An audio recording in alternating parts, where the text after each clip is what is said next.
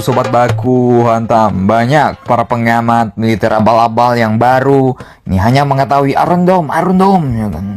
Padahal lapisan udara di Tel Aviv itu berlapis-lapis seperti tingkatan neraka.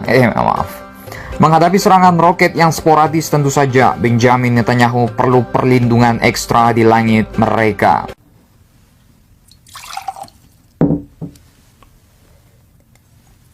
Ini di langit Israel ini yang paling atas ada sistem pertahanan Arrow 3 dan Arrow 2 ini yang bisa menembak jatuh rudal balistik jarak jauh. Sistem Arrow 3 ini merupakan pengembangan dari generasi sebelumnya. Arrow 2 ini berfungsi sebagai tingkat teratas perisai langit Israel yang terintegrasi untuk menahan berbagai kemungkinan penyelamatan rudal atau roket balistik. Siapa yang membantu Israel membuatnya? Tentu sang Amerika. Diproduksi bersama-sama dengan perusahaan Boeing Amerika, sistem anti-rudal balistik Arrow ini disebut-sebut mampu menembak jatuh rudal yang masuk ke ruang angkasa di ketinggian yang memungkinkan untuk meluncurkan hulu ledak non-konvensional dengan aman. Sistem Arrow ini juga digunakan pertama kali pada 17 Maret yang lalu untuk menembak jatuh pesawat anti-rudal Suriah. Arrow ini juga merupakan antisipasi Tel Aviv terhadap rudal-rudal Iran yang kabarnya bisa meluncur hingga 1000 km.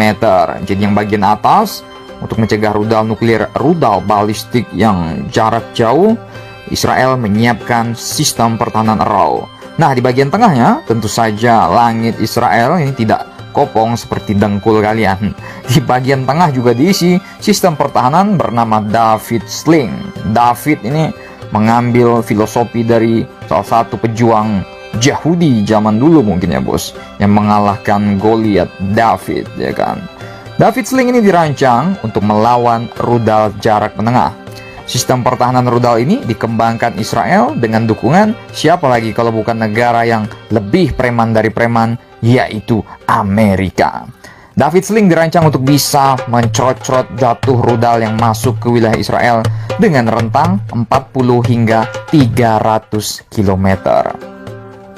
Nah, dalam sistem pertahanan multi lapis Tel Aviv ini, lapisan terbawah adalah sistem Iron Dome yang dikhususkan untuk menembak jatuh rudal-rudal jarak dekat.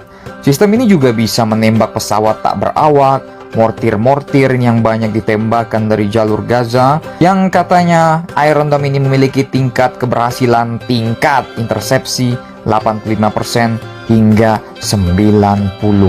Namun ya pada kenyataannya di lapangan, beberapa roket memang bisa lolos dan langsung menghantam jamban-jamban di Tel Aviv. Iya, salam. Ini dibiarkan lolos. Apa memang benar-benar lolos ya kan? Mengingat biaya satu rudalnya saja nih bos, ini sangat mahal.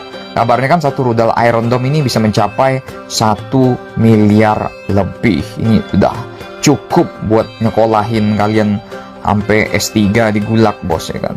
Pak Benjamin tentu saja akan berpikir mungkin lebih murah untuk memperbaiki rumah yang kena roket dengan ketimbang harus mencegat 100% roket yang diluncurkan. Ini pasti sangat menarik ini ke depannya. Bagaimana menurut kalian tentang sistem lapisan-lapisan di langit Tel Aviv ini? Tidak mudah bukan untuk melakukan pengecrotan ke Tel Aviv dari langit? Bagaimana menurut kalian? Silakan baku hantam kalian di markas Intel Mossad cabang Teheran. Ntar bahas kayak gini dibilang kok Israel ya kan? Gimana? Terus bahas apa bos ya kan? Kuning dolar.